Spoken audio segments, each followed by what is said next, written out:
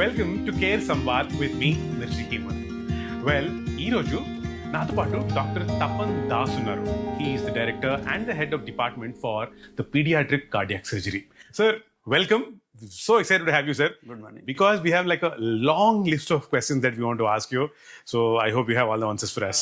So the first issue that I keep seeing anytime I look at, say, health or for babies or for children on the internet is congenital heart disease. So please explain, what is this? See, congenital heart disease, the other terminology of a defect in the heart from the childhood. Right. These children, they born with a defect in the heart. So that is the reason it's called congenital or congenital heart disease. So they will born with a heart defect. So there are two types. One is acquired, one is born with heart defects. So these children, they are somewhere in the heart, there is a defect. So that's called congenital heart disease. And what causes this, sir? See, there are various causes. Largely the cause is not known. Okay. 90% time, the cause is not known. We call this idiopathic. Okay. Then 10%, we say that it may be associated with some genetic problems, some marriage of the relatives, vitamin deficiencies. So, and some treatment of drugs, like some cancer patients going for the drug treatment, radiation. There will be higher incidence of these heart defects in children. And generally, when you say congenital heart disease, what are the types of the CHD, sir, that exist? See, there are two types mainly. Okay. One is called cyanotic heart disease, where the children will burn with blueness. Okay. Their oxygen saturation will be low. Then there is another variety, which is called non-cyanotic heart disease, where there will be defect in the heart, but the oxygen saturation will be normal. So those are the defects, like cyanotic heart disease, like big holes in the heart. So they are little, the treatment-wise, they are little easier side. So two types of heart disease, cyanotic and cyanotic heart disease. Blueness, non-blueness. Right. But my question is, sir, how do you diagnose this? How do you know that a baby has this problem? See, nowadays, there are various ways of diagnosis. So first of all, now all pregnant women, they are going for a screening echo, screening ultrasound in the first trimester of pregnancy, means first 3 months of pregnancy. They are done by either radiologist or by the gynecologist.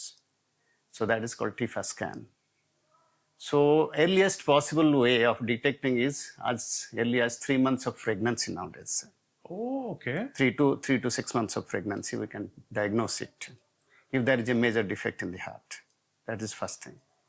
Then after delivery, so the pediatrician or the person who is doing the delivery, they will see the saturations, they examine the patients, the babies, they may find some sounds called murmurs.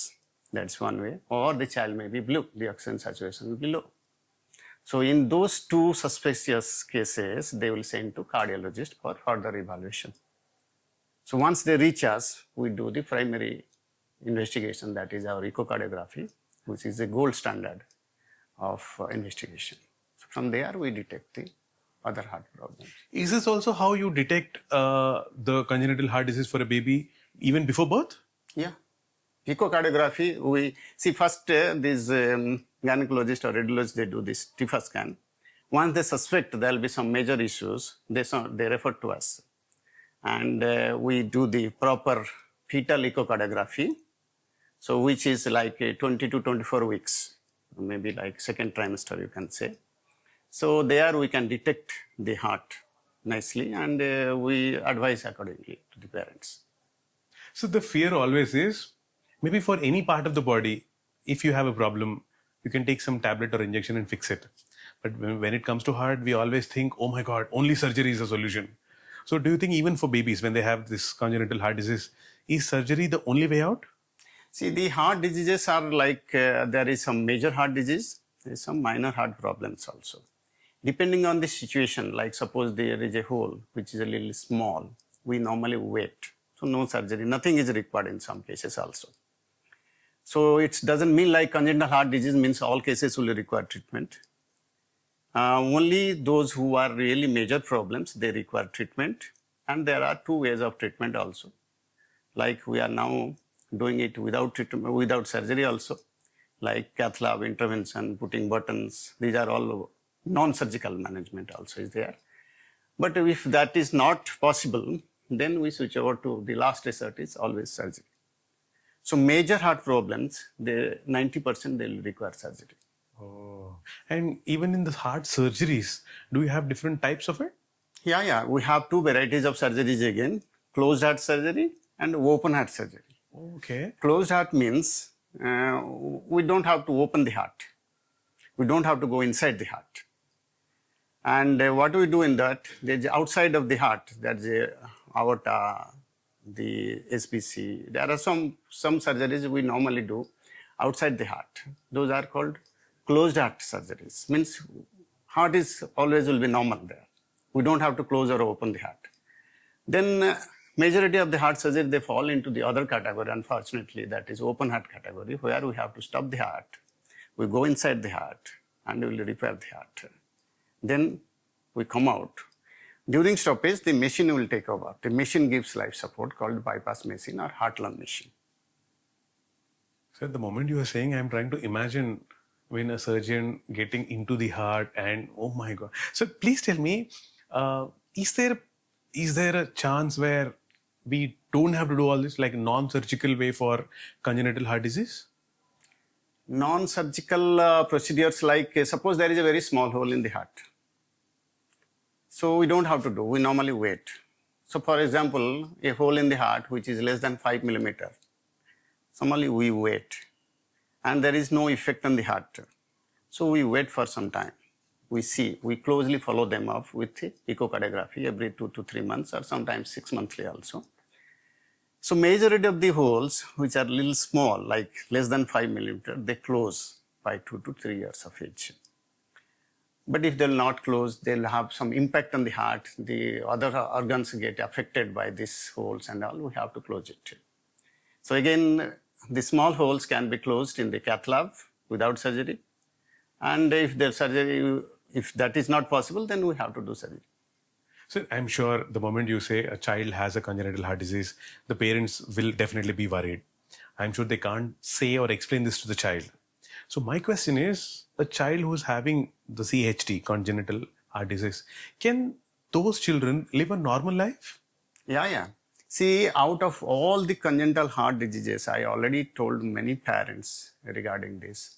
See, 90% of the defects are treatable. And out of that 90% treatable diseases, majority of them, means again, almost 100% they will live a normal life if treatment is successful.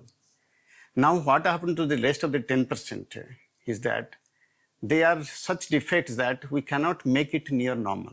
See, our aim is always as a surgeon, any defect in the heart, we have to make it near normal. We are not gods, we cannot make it 100% normal, but majority of the cases, we try to make it near normal. Near normal means they will have exactly a normal lifespan and life expectancy. They will behave like normal person, like us and you and everybody. But in the same light, sir, do you think congenital heart disease for a child, will that affect their growth and development? See, two types, like if there is a major, like sometimes they are associated with other genetic problems, like Down syndrome, Turner syndrome. There is other genetic factors there. They affect the growth. But heart disease as such, once treated, they will not affect the growth. So, which means the child should make some lifestyle changes? In some cases only. Otherwise, majority of the cases, we don't advise them to like change their lifestyle. We tell them to enjoy their childhood, let them be like normal persons. Some babies, they have to live with little low oxygen saturation because their heart, we have to adjust it from outside. They are untreatable diseases, we have to adjust it from outside. So still they will have like saturations like 80 to 90% where they can lead a normal life even. Right. But if you examine them, you may find that their saturations are little on the lower side. But majority of the patients who have been treated, they will absolutely normal, except some scars. You will see if you open their chest, you will find some scar is there. Otherwise, most of the time, you will not even able to detect them. They have been treated like heart disease and all. So in that sense, do you think a child who has the CHD, can they play or have sports, exercise? Sports, exactly. The majority of the parents have got same concerns. They come, can they go and run? See, as I told you, if there is a major heart surgery, their saturations are little on the lower side. And some children, they require multiple surgeries. Correct. One time we cannot treat them. Some children, like 10% diseases, I told they are very complex variety.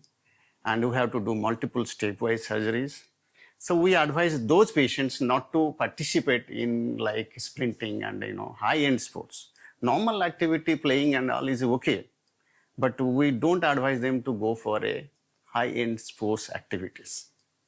So what we tell them that the other variety, like 90% variety, so we tell them that, okay, they are now treated. A hole is get closed means completely closed. Their heart is normal. Let them do their normal activities like other, including participating in high-end activities, high-end sports activities also. Right. Sir, you are a surgeon. You're the head of the department. In fact, you're the director of the Pediatric Cardiac Surgery in CARE hospitals. So across the years, what are all these, how do I say, technological developments that came across in treating CHD? See, we started here the Pediatric Cardiac Surgical branch in 17 years back. So it was like a preliminary stage of developing its, we told it it's infancy, born with like a department and all. So slowly our expertise, like skill-wise, we are becoming more competent. Then equipment-wise also a lot of development is there now. Previously the sensitivity of the echo machines and all those things, companies have come up with the development, world is changing very fast, technologically. So we just have to we have got a lot of sophisticated machines. The heart-lung machines also has been improved. And the chemicals, which drugs, which are medicines, which are using also now in the high-end variety. So technologically, we are also advancing very fast. Particularly, equipped with a lot of machines, which is required to support the life and the baby in the ICU and the operation theater.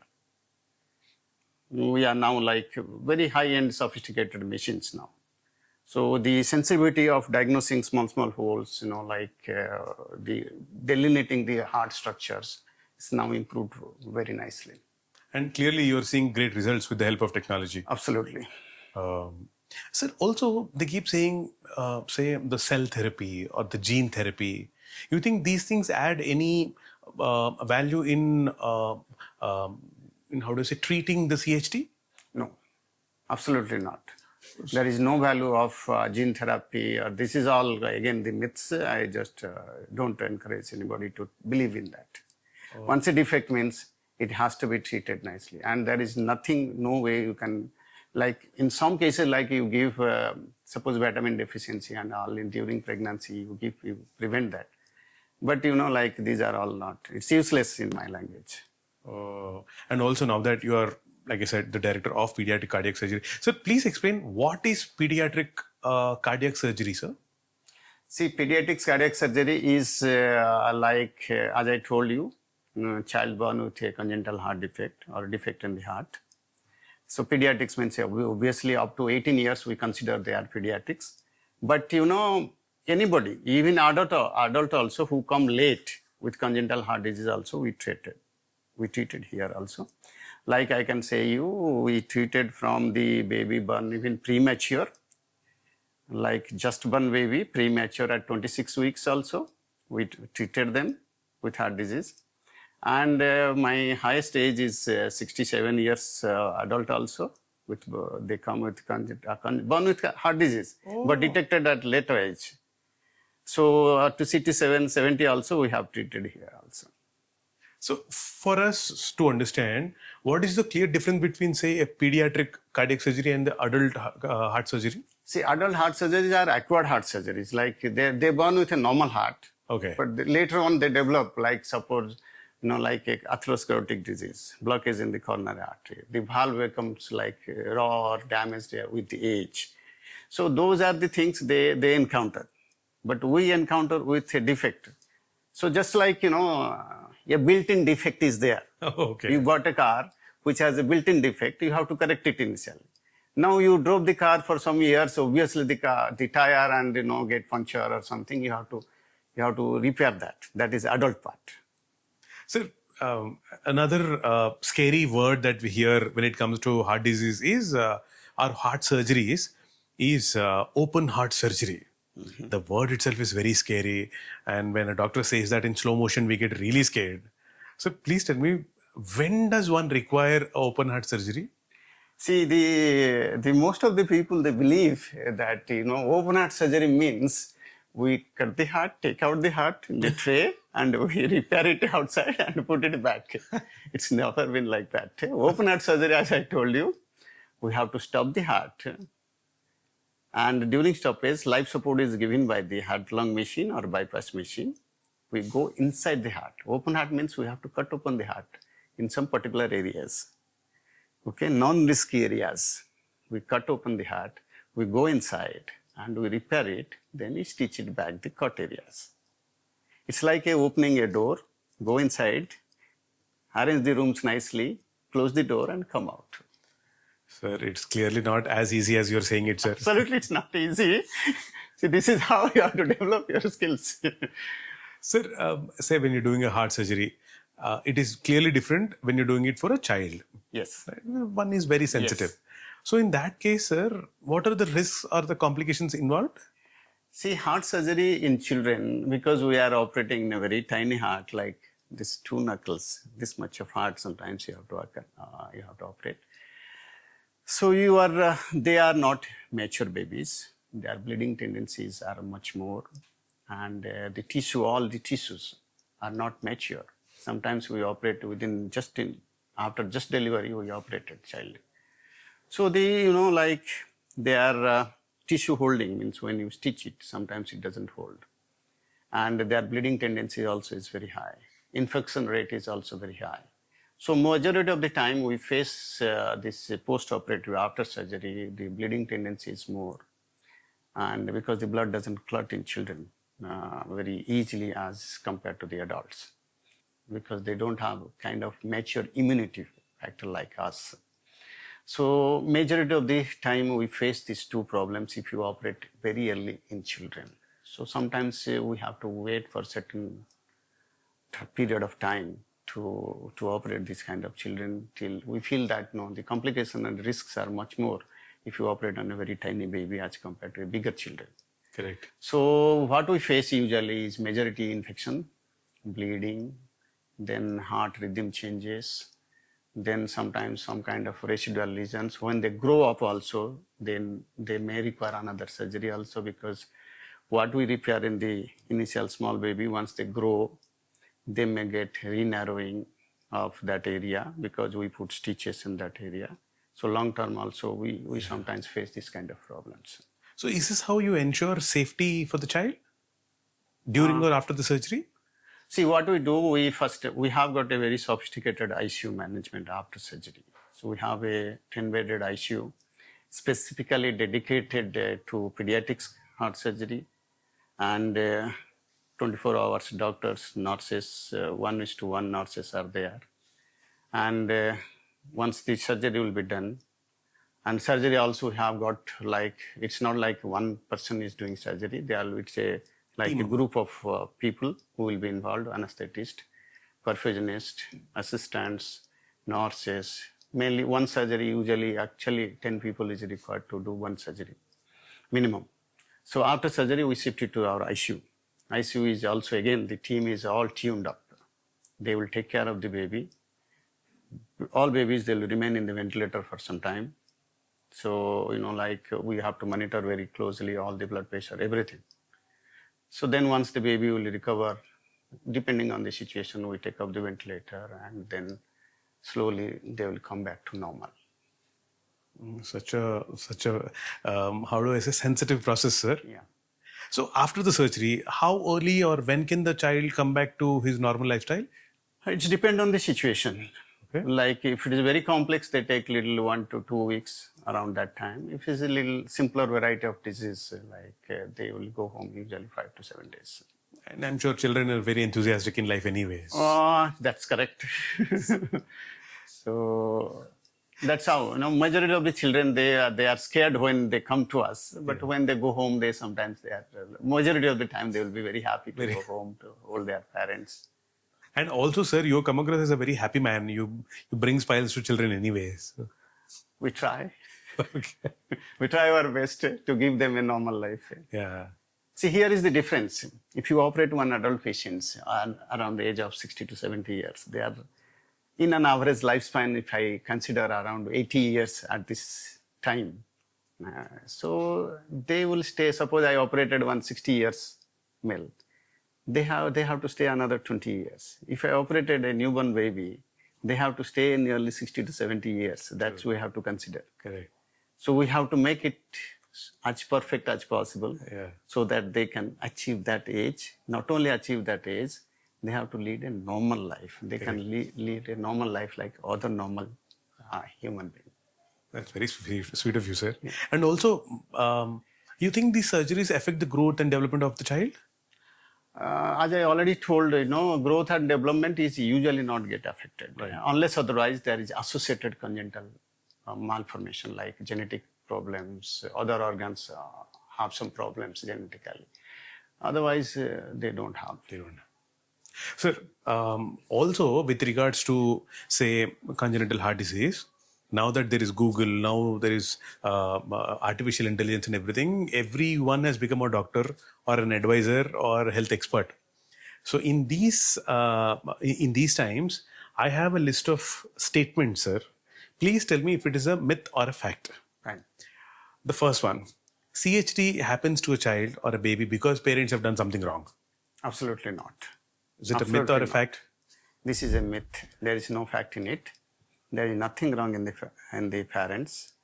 It's just some kind of genetic permutation and a combination. I always tell that, if child is born with heart disease, don't blame yourself.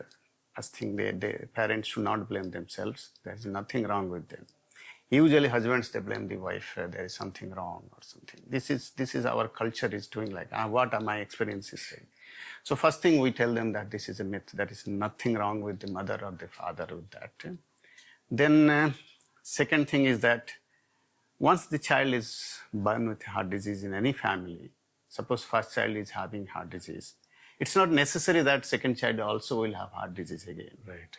Only that now the incidence of heart disease is 1%.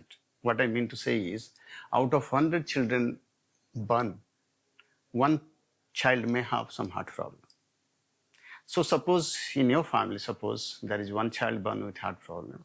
This chance of second child born with heart problem is only double, means 2 to 3%. It's not like 100% they will born with another heart problem. So they should not be panicked. They should not blame each other. It happens, like as I told you, 90% of chance, 90% of the time we don't know what is the cause of the heart disease. So clearly a myth. Yeah, clearly a myth. Sir, CHD, congenital heart disease, only affects children. Is this a fact or a myth? It's congenital. The name itself is a fact only. Okay. They will born with a defect. That's fact. That's it. Yes. So they born with the heart disease. But some of the children also, they have some acquired heart diseases also. But congenital means they will born with heart disease only. That's a fact. That's a fact. Okay, next one. All CHDs require surgery. No. I already explained that when the diseases are minimal, small holes, we advise them to go for some medical treatment, medical management for some time. And like I told you, majority may require some intervention kind of things, either surgery or cath intervention. But some small holes and all, they don't require. So 100% is not required for surgery or intervention. So it's a myth. Yes, it's a myth. The next myth or a fact question is, all CHDs can be cured. No, that's also not possible. Cure means, there were two varieties of treatment we give. One is curative treatment, another is palliative treatment. Some of the heart conditions are not correctable. That's for sure. What do we do in that case? So we try to palliate it. What I mean to say, suppose their saturation is low. We do some adjustment to increase the blood flow to the lungs so that their saturation will be manageable. But inside heart conditions are not treatable in certain conditions. The next myth or a fact question is, children with CHD cannot exercise or play. Once they are properly treated, they can live a normal life, they can play normally, they can enjoy their life as normally as possible. That's nothing. So myth or Restriction, no. This is a myth. this even I know the answer, but I'm still asking you because this is what came up, that CHD is rare. CHD is not rare. It's not as common also. It's like, as I told you, out of 100 children, 1 children may born with a heart disease. So what do you call it, sir? The fifth myth or the fact? 50-50. Yeah. we can be in between that because it's difficult to document that whether it's like, but this is what the fact is. Now, out of 100 children, 1 child may have some heart defects. Sir, the next one, sir, myth or fact? The baby looks healthy, which means they don't have CHD. It's not like that. Sometimes they are looking very cute from outside. Okay. But they harbor a very, very grievous disease inside. Oh. It's not like that. So don't go by the outside looks, as we have been, like from childhood been told. Don't go by the outside looks. Always examine the people or the babies very nicely, then find out whether there is anything inside or not. Another myth, I don't know how much you'll like this question. Pediatric heart surgeries are always risky and rarely succeed. Myth or a fact? See, half of it is true, it's risky, but majority of time we succeed. Okay. So that's, I don't know, what do we say this? Myth or a fact? See, as I told you, half is like, it's risky for sure. It's because we are operating on small babies and all, it's risky. But majority of time we succeed. So it's a myth. Okay. The next one, a child will have a normal life after the heart surgery. That is fact. It's fact? Yeah. So you think? Yeah, that's absolutely normal. The biggest question that everybody has it is, with regards to CHD, with regards to the heart surgery, open heart is the only way. Is it fact or myth? No, I told you already that there will be closed way. There is also medical management. There is also like a button treatment like we do, like device treatments also are available. So surgery is not the only choice always. So another again is a myth. Myth, correct. Yes. So next one is, if the CHD, it's not causing huge problems, then you don't need a surgery. No. See, sometimes they will not cause a problem initially. For example, a moderate size hole, which is moderate means in between. They may not cause a problem in the initial stage, but we have to judge them at what stage we have to treat them. So, like if there is a problem, it has to be treated. Either nature will close the hole by itself or we have to close it because there is a defect definitely. It's not normal. So if the nature doesn't, human intervention needed. Obviously, because see, nature means automatically small holes, as I told you, less than 5 millimeter, it will close automatically. That means nature is closing it. So if nature will not close, we wait for a certain period of time. Then if there is some impact on the other part of it, particularly the lungs, heart and lungs, they work together. So any problem in the heart, lungs will get affected. So the final question, you as the director and the head of department for the pediatric cardiac surgery in CARE hospitals, please tell me, heart surgeries in the newborns or the infants is too dangerous. Is it a myth or a fact? It's a myth. It's dangerous, but it's not dangerous. You have to develop skills to make it nice and comfortable. Thank you for clearing most of our doubts, sir. But finally, one point, sir. A lot of parents these days have a lot of questions with regards to the baby, especially with congenital heart disease. If there is one message that you want to give to all the parents out there, please.